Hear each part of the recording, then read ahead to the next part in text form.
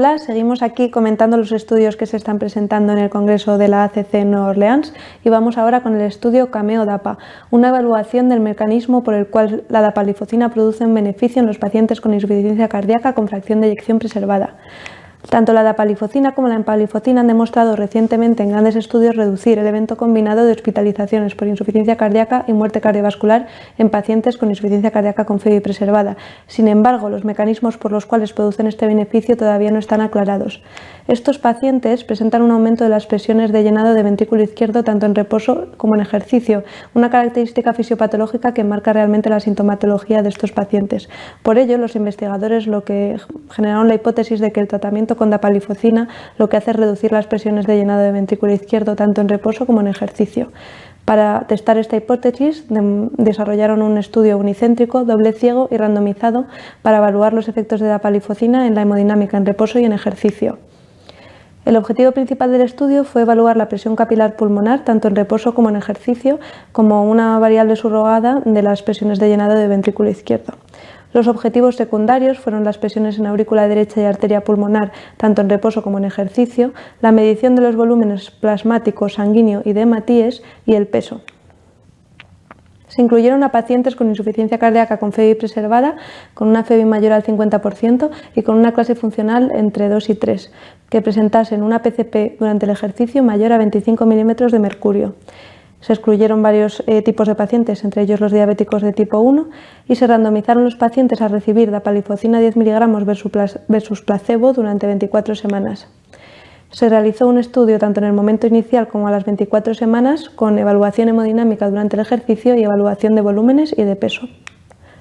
En total se incluyeron 43 pacientes, 23 en el grupo de dapalifocina y 20 en el grupo placebo, que tras las pérdidas y tras retirar a los pacientes que no cumplieron los criterios hemodinámicos, quedaron en 21 pacientes en el grupo de dapalifocina y 16 pacientes en el grupo placebo.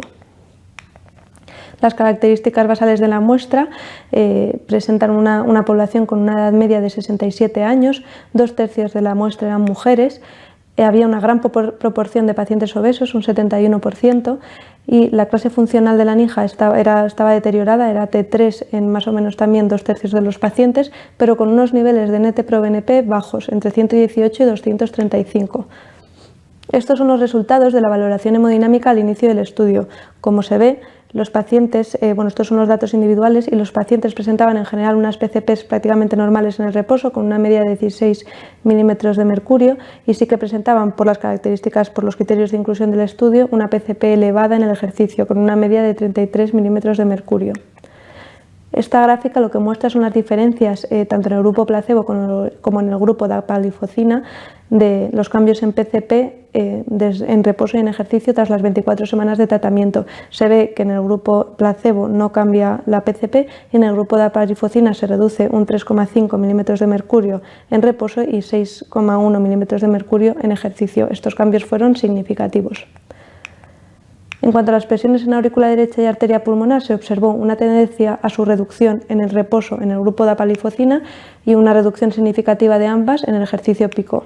En cuanto al peso, se observó una reducción llamativa del peso en el grupo dapalifocina, perdieron 3,5 kilos los pacientes, y en cuanto a los volúmenes, hubo una tendencia a la reducción del volumen total sanguíneo sin cambios en el volumen de células rojas y con una reducción significativa del volumen plasmático.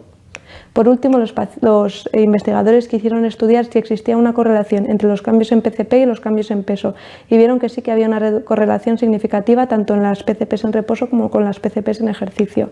Hicieron el mismo estudio con los cambios en PCP y los cambios en volumen plasmático. Aquí también hubo una correlación significativa, pero fue menor, el coeficiente de correlación fue menor al observado con el peso. En conclusión, el tratamiento con dapalifocina redujo la PCP tanto en reposo como durante el ejercicio en los pacientes con insuficiencia cardíaca con FEBI preservada. También redujo presiones en aurícula derecha y arteria pulmonar y se asoció con una reducción de peso y del volumen plasmático. Estas reducciones se correlacionaron con los cambios en PCP, siendo la correlación mayor en el caso del peso. Y por último, estos hallazgos nos ayudan a entender el efecto de dapalifocina en los pacientes con insuficiencia cardíaca con FEBI preservada.